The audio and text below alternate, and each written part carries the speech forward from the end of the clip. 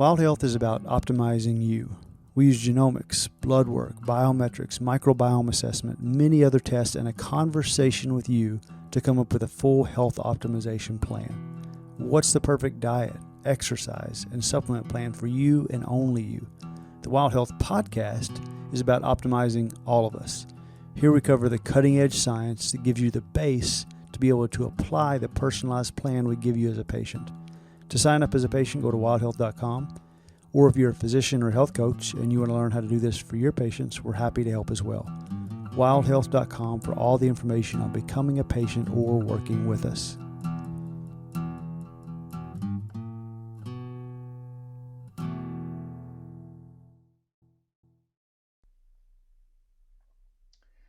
What's up, Ben? How's it going, Mike?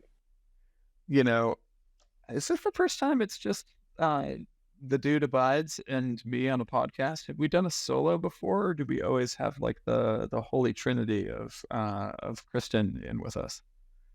I think we did. I think we did one. Plan podcast. We did. Yeah. You got it. That was just us. Just the two of us. We can make it if we try. Yeah, definitely. Well, I anticipate a whole lot of belly laughing, and so I guess that's a warning for listeners. If you're in a place where you don't want to just crack up with contagious laughter, you might want to postpone this for a different. Pull the car over before you hurt yourself. So a great segue before you hurt yourself. So what a lot of our listeners may not know is that along with your myriad achievements and various passions in life, you're also now an author.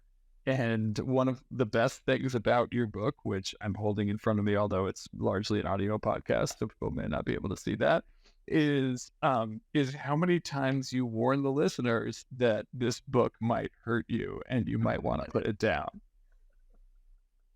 So we'll get into that in a minute. Yeah, there's a lot of warnings. And any book that has sort of a like a reality trigger warning is a book that definitely draws me in. It makes me want to read it over and over. And I'm on my second or maybe third read already. The book is called Antihero's Journey: The Zero with 1,000 Faces.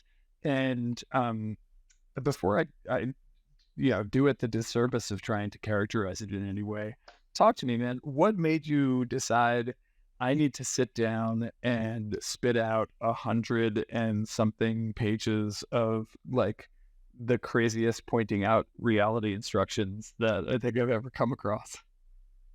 I love this question.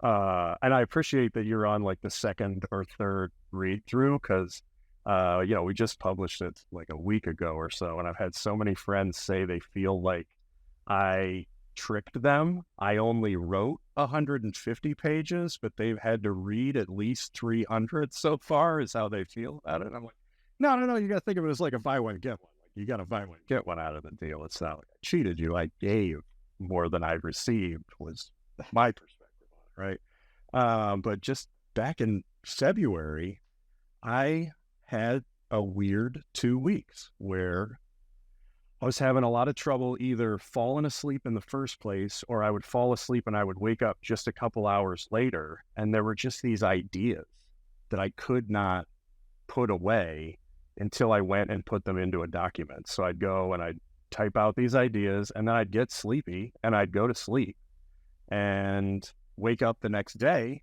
and go about my business. And then I'd sit down and I'd read the stuff that I'd put out. And after a couple days of writing it and then reading it, I started thinking like, hey, this might be pretty decent, pretty okay. It might be okay enough or whatever. Like you tend to be biased either as like real hypercritical of something that you make. This is garbage. Why am I even doing this?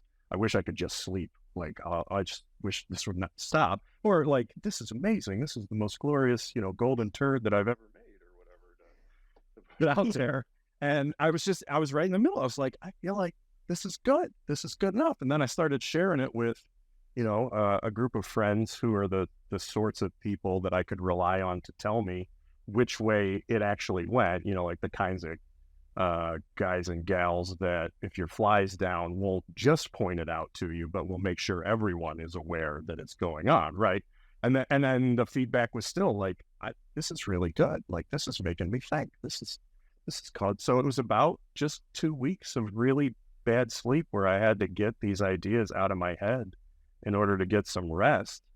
And then, the whole publishing route after that, whatever was involved in that, it all felt real easy. That's what was confusing. Like it felt like it just had to get out there. And now it is. It's sent. It's remarkable how that's really everybody's experience of writing a novel. Is like, it was just so easy. It just kind of flowed naturally, and I don't know, it just happened. Yeah, well, and I think it's because it's not a novel per se. It's kind of my story and kind of a lot more and a lot less at the same time. It feels like the story, the book was 42 years in the making, but I didn't really start tapping out on the keyboard to make it happen until just a couple months ago, if that makes anybody feel better about how long it's taking them to write something. Yeah. It's taken my entire life. Yeah, just your whole life and an extra 2 weeks. So this is a question I've been dying to ask you. And I've been saving it for the podcast because, you and I have talked about the book a bunch. You've got to do an elevator pitch to get a publisher to latch on to this project. How do you describe your book in a typical, 60 to 90 second elevator ride? Man, and I've thought about this a fair bit along the way and haven't come up with anything that I love yet. But I love that every time we do a podcast, I try to ask a question that puts you and or Kristen on the spot to try to figure out what you're going to say after we've pushed record. And now, like, the tables have turned. And what would you say about what this book is trying to tell? So the way that I've pitched it to myself, for what it's worth, is that it's a book of armchair philosophy and psychedelic science war storytelling. Would be like the 5-second elevator thing, right? So you throw that at somebody and either they're in or they're out. And then if they're in, you get to do like the 60 to 90 second version of whatever falls out of your head at that point. Or they try to like push whatever the next floor button is on the elevator to get the hell out of there if they can, as quickly. Every button. Like Elf. Looks like a Christmas tree. Yeah. It's me.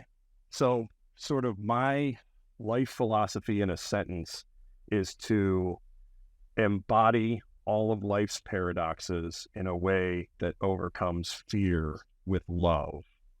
And the book is my attempt at promoting a philosophy that could undergird that kind of lifestyle, and then going through the motions of what I call untelling my own untrue stories, which at a literal level is just telling stories from my life, right? But I feel like there's a lot more going on in that, the philosophical background to some of that stuff, as a way of demonstrating how we can relate to ourselves and to reality from what is at this stage in human development a very unconventional perspective, but may not always be so.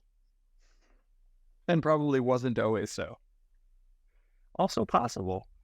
Yeah, entirely plausible. I think it's indescribable, and that's because whatever you just threw out there doesn't even come close to touching it, Ben. But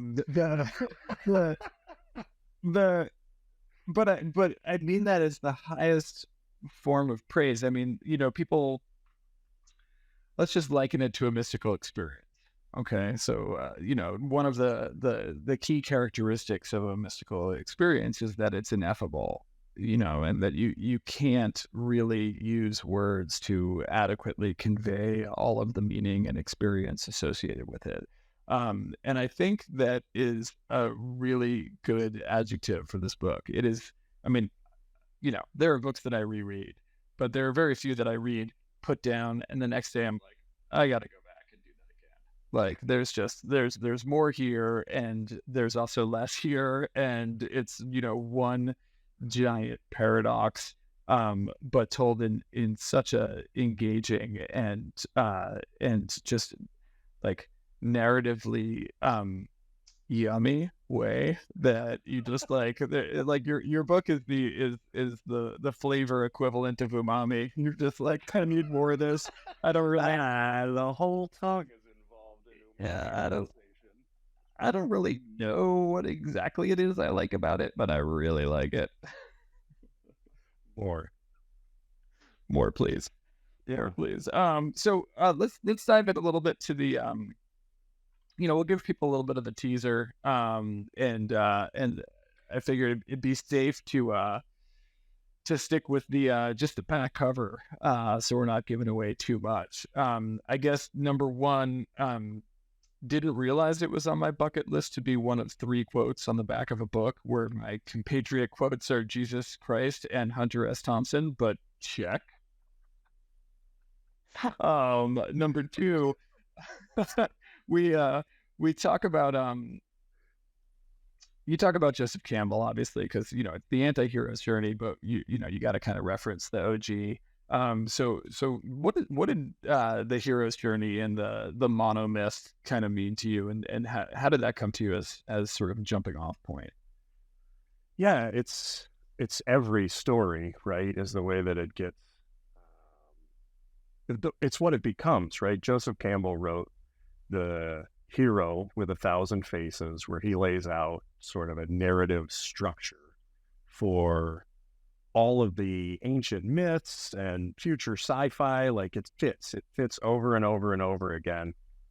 In psychedelic integration work, it winds up being a model for people to understand some of their journeys through their own lives, as well as their journeys through whatever psychedelic experiences they're having.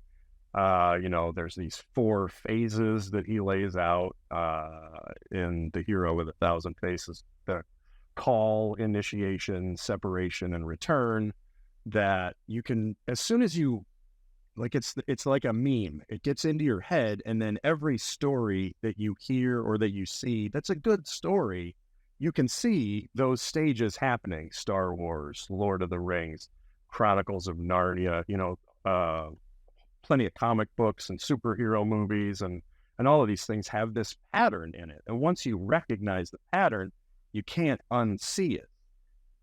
And that, like Joseph Campbell is this, was this walking compendium of ancient mythology and just the knowledge that he had about the way that humans have learned to tell our own stories and make sense of our world seems to fit real well into this pattern of the hero's journey. But not to give away too much of the back cover, I think there's something else going on. You're going to make me ask you, aren't you? I'm going to let you do whatever you want, buddy. So, all right. So then that's the monomyth, right? And I think that can resonate with anybody who's, seen one of the 40,000 Marvel movies or really read, any narrative story. So what's the zero myth? Yeah. So alternatively, I propose that to the hero with 1,000 faces, we need to consider the zero with 1,000 faces, the zero myth instead of the mono myth, the anti-hero's journey rather than the hero's journey. I suggest and then argue and then illustrate what I think is going on with the reality at the bottom of all the other realities. The hero's journey is a lovely, wonderful, exciting, compelling children's story. And that when you're ready to wake up and ready to grow up, you're ready for the anti-hero's journey, the zero myth, the zero with 1,000 faces, and some of that's fun to say. It's poetic. It's making some enjoyable sounds with the hole under my nose, and might compel somebody to want to read a bit more. But some of that, like in my own experience here, I'll tell a little story. Like I think we as a society, at least in the States here, are like superhero exhausted at this point. There's just been so many action superhero movies where, from between the Marvel and the DC universes and all the different spin-offs. And I can remember years ago, they did Superman reboot with Henry Cavill. And it's a great movie. It's a great Superman reboot. It's so much, bigger and louder and crazier than, the Christopher Reeve version that you and I grew up on. And I regard, plus he's so much more jacked than Christopher Reeves. I mean, come on. It's like, that isn't even Right. a discussion about which Superman wins. Right. Everything is bigger, faster, stronger. It should be so much better, but it bored me to tears when I went to the theater to watch that movie. And I was like, I think I'm done with superhero movies. Like, it was this kind of sad, my childhood is over. I was like, I loved Superman when I was a kid. My grandmother made me a Superman cape. That good luck taking it off of me. I slept in that bad boy. I wore it round the clock. Like, that was what I wanted to be, was a superhero. This was a really big deal. I was like, man, that was an amazing movie that I did not enjoy a single second of. And that same summer, the Deadpool movie was released. The ultimate anti-hero, the merc with a mouth. Is he a good guy? Is he a bad guy? He doesn't fit in with the X-Men really, but he's still got all these superpowers. There's a lot going on there. And that's what an anti-hero is it's hard to tell. Is this a villain? Is this a hero? Is it something more? Is it something less? There's a whole lot more going on with anti-heroes. And I think that, I'm just pointing out something that's going on in a lot of other contexts. This is just me being one more, voice pointing in that direction. But we're at a place, I think, in our development of consciousness as a society or whatever, where like the anti-hero's journey might be the next stage out of hero worship and into recognizing and honoring the complexities that are going on inside of each one of us and in all of our stories, far beyond just the black and white either or sort of way of seeing things that we get taught whenever we're little kids by some of the hero's journey stories but we need to make the next step into what I'm calling the anti-hero's journey, which is why I'm a Deadpool wannabe.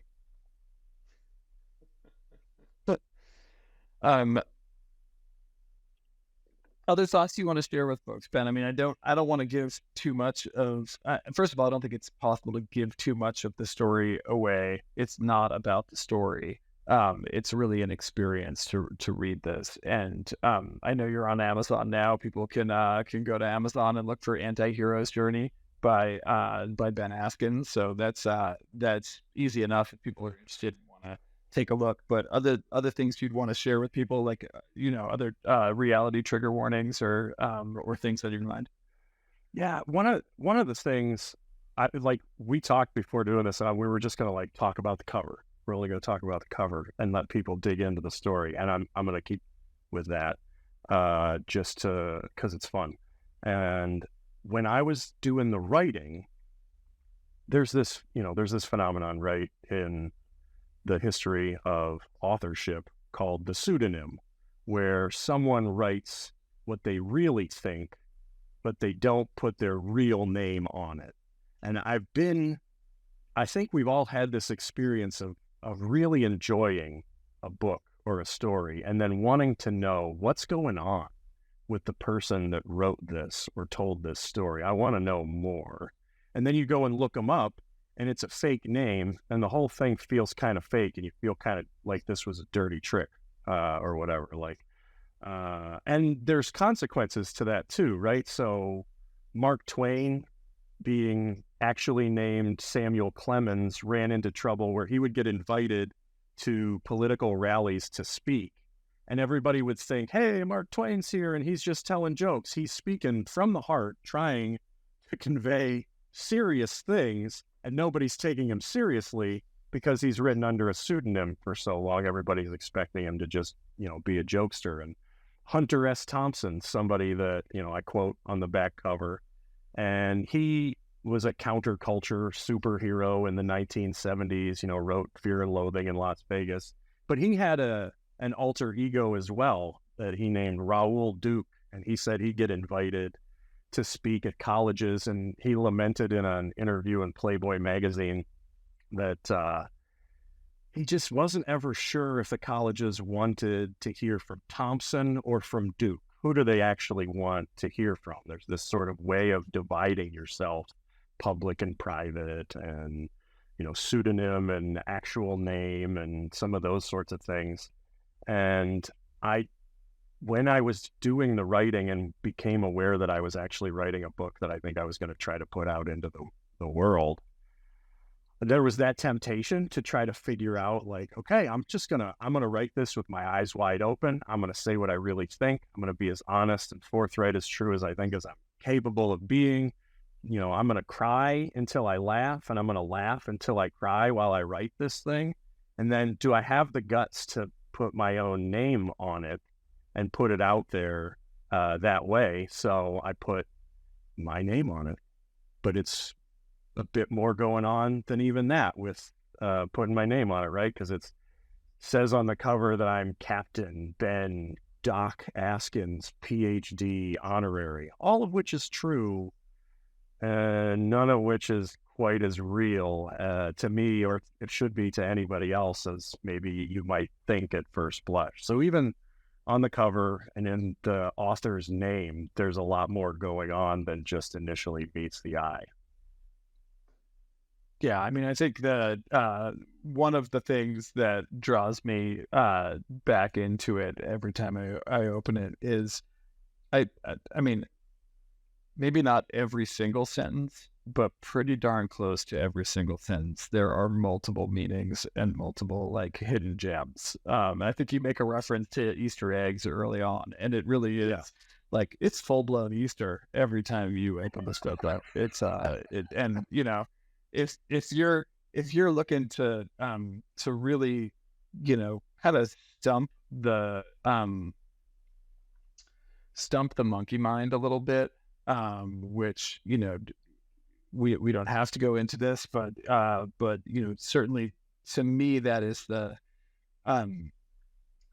like the secret handshake of koan practice is give your brain something that it can never figure out, and then see what's left when your brain has no answer, when your mind has no answer. And I think that this is just, far more entertaining as a koan practice than sitting there with your eyes closed saying, what is moo? Or what was my original face before my parents were born, or any of your other favorite Zen koans. I think it's really it turns off that or confuses or distracts that cognitive problem solving portion of our minds, and lets you really tap into what you are when you're not stuck in that story. And for that, thank you. It's a way more entertaining way of entering that practice than some of the more 2,000-year-old plus traditional ways of doing it. So I think it's a koan for 2023. If I were elevator pitching, I think that's what I would say. I like that. I like that pitch a lot. It's a way of walking the monkey mind into the zero with 1,000 faces. How do you peel back all 1,000 monkey faces? And what do you get when you get to the end of that journey? Is kind of where I'm trying to, go myself and take all of my friends along with me if they want to come along. And that's some of the fun to it already has been, I wanted to put it out there and then just see what the boomerang does, see what comes back and how people read it. Like the Easter egg hunt that you said that it's Easter every day. I love that because that's how it is with an Easter egg hunt with kids, is suddenly there's all kinds of things that become Easter eggs that weren't even Easter eggs before, right? Like I send my kids out and they come back with old Easter eggs that I hid years ago that nobody found on those years. Oh, I didn't put that out there. Gosh, don't eat that. That candy's no good. You know, like that's been in there forever. Or they come back with like a robin's nest full of eggs. Like, hey, did you hide this for us? Or like everything turns into an Easter egg once you're on an Easter egg hunt. And that was what I was trying to do as much as possible, is just put them everywhere. But I also recognize that there's more, there's more going on than even I can see. And I want to hear what other people see. Like I want to have those conversations and hear other people's interpretations. In a lot of ways, it's kind of like the way Shrek sort of revolutionized kids' movies, where at this literal level, it's funny to a kid, and you sit in the theater next to the kid, and because you have layers of context that they haven't developed yet, it's funny to you as an adult. And Shrek landed the ability to, pitch at both of those levels. And I think a lot of really significant ancient mythology and ancient scripture also does some of these same sorts of things, where you can read it at the very literal level and still find it significant and meaningful and enjoyable, and it can have an impact on you. But if you start to put more lenses on and you start to read it at a metaphorical level, and then you stack the metaphors to an allegorical level, and then you're at a level like the complexity you can't grasp anymore, and we just call it the spiritual level or the mystical level at that point, because our brains just can't hold it all in that sort of way. That's what I think is why a lot of friends are enjoying reading it more than one time. It's like, I got to go back and like connect the dots. Did he mean to foreshadow this that early in the book? Yes, I absolutely did. The answer will always be yes, with a big grin on my face. I admit that. Well, one of my favorite parts, not to give too much of a spoiler, but a little bit of a teaser, is at some point you say something along the lines of, if you're done and you get it, put the book down. And it's got to be like intro or chapter 1, where you're basically like, if this is a reality to you, you're done, and you can read it for fun, or you can burn it, or you can do whatever you want with it. And I love that. I love the there's clearly no personal investment on your side in how somebody enjoys this book. They can enjoy it by burning it and warming their hands by the fire, or they can go back to it and read it over and over again. And we just, not to make this into a full-blown anti-hero's journey commercial, but if you're listening and you've made it this far, you're missing this book. This is something you should be ordering and reading, and then gifting to friends and enjoying their really quizzical responses and faces when they finally pick it up and open the cover and start to read. So it's a gem. If you give a man a match, he'll be warm for a minute, but if you light him on fire, he'll be warm for the rest of his life.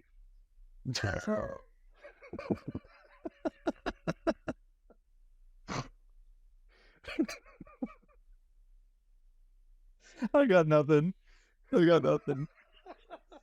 Some things need no more elaboration. Well, to reverse the script then, and to, go from hero to zero on the podcast, you were one of the friends who I trust to point out when my fly's down that I shared, the manuscript with. And it seemed to me like you got it right away. You were you were picking up what I was laying down. So much so that I asked you if you would write the foreword to the book. And I kind of wanted to hear what that was like for you, just as one of the proto-readers, one of the original Antihero's journeyers. Yeah, I mean, I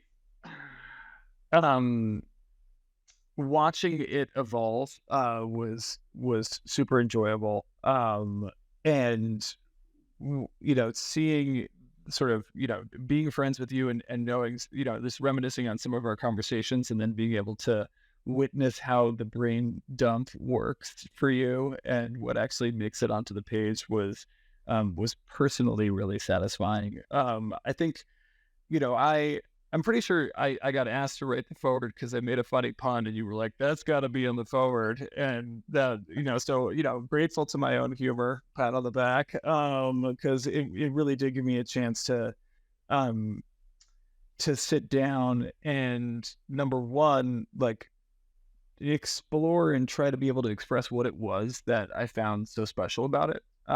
Because it resonated with me and I knew it was special from the first draft I looked at, but sort of to put that into words and why I found it that way, which I'll get to. But number two, like, it really, it's the sort of thing that 10 years ago, I would have been extremely proud of. I would have thought, oh, I'm so special because, and I probably wouldn't have thought it in those words, but the core emotion would have been like, oh, I'm validated and I'm special and somebody wants me and I'm being invited to speak at this conference, or I'm being invited to write the forward to this excellent book that I love. And it was a very, it was a great sneak peek into how I think about those sorts of things now. Because I approached it as, I don't think I'm any more qualified to do this than anyone. I'm very touched that you wanted me to, and I wanted to support you. But I really had, there was really, like, pun intended, zero sort of, external validation, like, achievement associated with it for me. So, and like, I haven't, nobody invites me to speak at things much anymore because I'm out of, like, academic medicine and that kind of thing. So I haven't really been tested in that way of like, hey, how does this affect you? And how attached are you to this sort of, recognition, validation? So for me, it was a wonderful experience because I was like, oh, wow, I actually don't care even a tiny bit about, like, whether I could write it anonymously. Like, and it doesn't mean anything to me. Your name is a pseudonym, Mike. Yeah, exactly. I'm not Mike Stone. Jokers all think I'm Mike Stone. Oh, so that part was really great. But if I, back to the first half, I'm trying to think of a good analogy here. But it's like, let's say that Star Wars was the only action hero's journey type movie that was ever made, because it was just perfect and nobody wanted to come back and write another Star Wars movie. It was just, they capped it. Empire never came out, which would be a tragedy, but it was done. And then whatever it was, 30 years later, 40 years later, somebody came out with Deadpool. Way more relevant to the times, way more accessible. You go back and watch, episode 4, A New Hope, and you watch it with a 12-year-old, and they're like, meh, right? Like, it's just not, it doesn't resonate in the same way. It's not as culturally relevant. It's just not, it's not cool. I mean, like, at its core, it's just not cool anymore. It's cool for, like, old guys who remember seeing it when the movie theaters with their grandparents or whatever, and there's lots of memory and personal value attached to it. Pointing out instructions are, I think, one of the coolest things about the spiritual path. And, you can, I talk about this in the forward, but the idea that what you're telling someone isn't a transfer of information. What you're telling someone is to awaken something in them that allows them to recognize something that's already present in a way they haven't looked at it before. But it isn't like, it's the opposite of, the stereo manual where you're, like, plugging in the different ports and getting your subwoofer hooked up. That's, like, purely knowledge translation and knowledge impartition. And it's instead, I don't even really know what I just read, but I'm looking at something really differently. And I don't think anyone's written pointing out instructions as funny and irreverent and just, like, speaking to my language ever, other than this book. So for me, it was a treat to get to watch the evolution, to be able to support you in a small way by writing whatever, 2-page forward. But it's, to have like current curse word riddled US, American culture relevant punk rock pointing out instructions is about the coolest thing that I could have imagined and never saw coming. So the whole thing has just been like a delight and spontaneous surprise. Yeah, I really appreciate that. That's awesome. Yeah. That made me think of like, you kind of referencing like the Star Wars to Deadpool sort of transition that's gone on for all of us that are paying attention to pop culture and enjoying some of that sort of thing. And it makes me want to come back around to something I said earlier, just a little bit like that. The everything I'm writing, right? And it's called Antihero's Journey. That doesn't mean that I'm opposed to the hero's journey. It's not like anti-Christ, like terrorism, any of those sorts of things. Like we're opposed to, something when we say it's anti. And there's more going on with an anti-hero. It, is a more complex story about a person, right? But it's also somewhat derivative. So you have to have the hero's journey to make sense of the anti-hero's journey. If you go straight into the anti-hero's journey, you're confused, right? Is this a villain? Is this a good guy? I don't know how to make sense of any of this stuff. So there's this like derivative component to it that I want to figure out what it would take to like just be the journey. Like we've been doing anti-heroes journeys for so long, but we recognize that they're kind of children's stories, that that heroes aren't as simple as they seem in the storybooks, right? Like you tell kids to grow up to be a hero someday, and it just never quite works out as simply as it does in stories, right? So then you have to deconstruct some of that, and that deconstruction process is some of what I'm kind of putting myself through in writing the anti-hero's journey.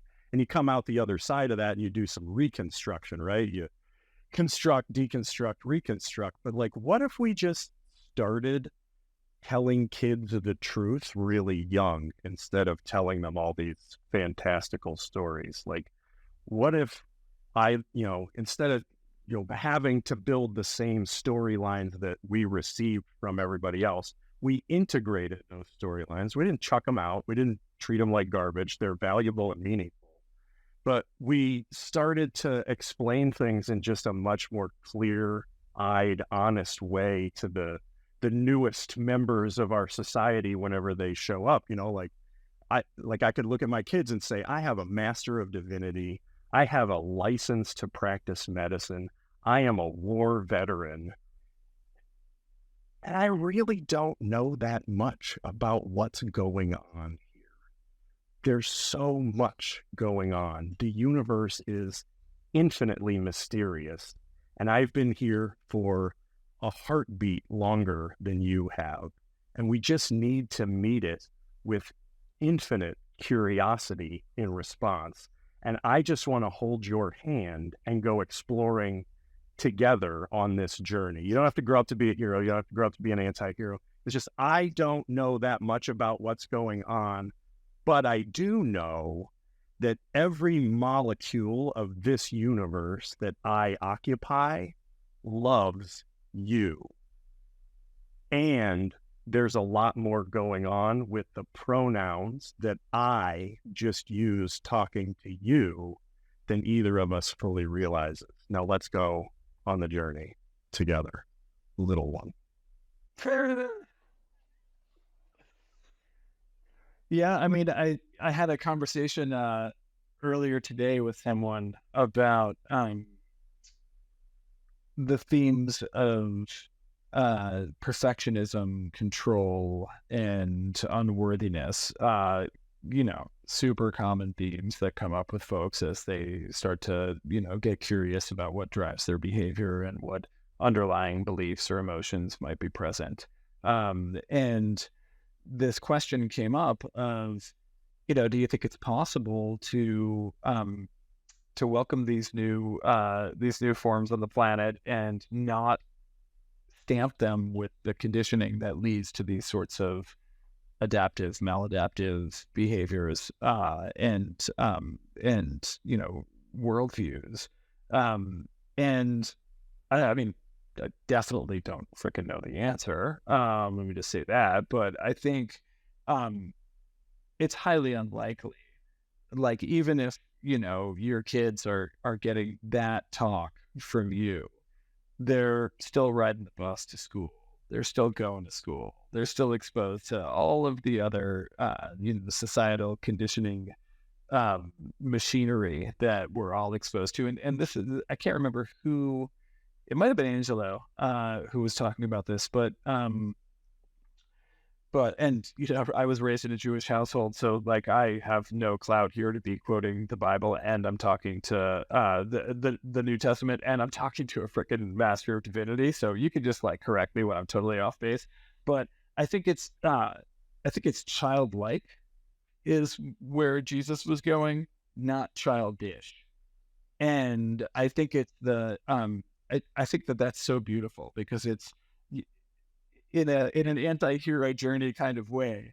You kind of need to go through that conditioning from your sort of pure raw, beingness into, I am a person, I am a separate self, my name is this, I do this, this is my identity.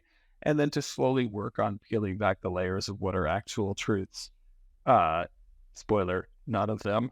What are beliefs that you hold on to? What are things that you believe just because you've been told them from a young age? But I think there is an arc there, right? And I don't know that even if you were, just smacking your kids in the face with the uncertainty and mystery and unpredictability and spontaneity of the universe from a young age, I think you almost need to, sort of like tie the knot in order to untie the knot, as opposed to just having the rope untied from the beginning. But who knows? Just, time will tell. That's just like my opinion, man. Nailed it. So dude abides. All right. It's always worried to know he's out there taking it easy for all of us sinners. It is. I'm not sure that a white Russian is super healthy for you. In fact, I'm pretty sure it isn't. But I do think that the dude has many other lessons to teach about a positive world outlook and a way to be. Ben, last closing words. We've got. I think we're in danger of breaking the podcast at 40 plus minutes, and I know that if left unchecked, we'd be on here till tomorrow. So. Any last words for listeners? Yeah, just you can check out the website is antiherosjourney.com, or you can look up Antihero's Journey by Captain Ben Askins on Amazon or whatever. You're a captain. Where's your ship? You're the worst pirate that I've ever heard of. Yes, which has heard of me. Antiherosjourney.com. I'm on Facebook and Instagram and TikTok now. I don't know how to do any of that stuff, but I'm on there. So check it out and enjoy. Awesome. Thanks, buddy. Thanks so much for listening to the Wild Health Podcast. If you're a Wild Health patient, you might not know, but you have access to our referral program. This gets your friends and family 25% off Wild Health services. Just head to Clarity, and in the top right corner, you'll see Refer a Friend. Click there, and you'll be brought to a page with your referral code. Happy sharing.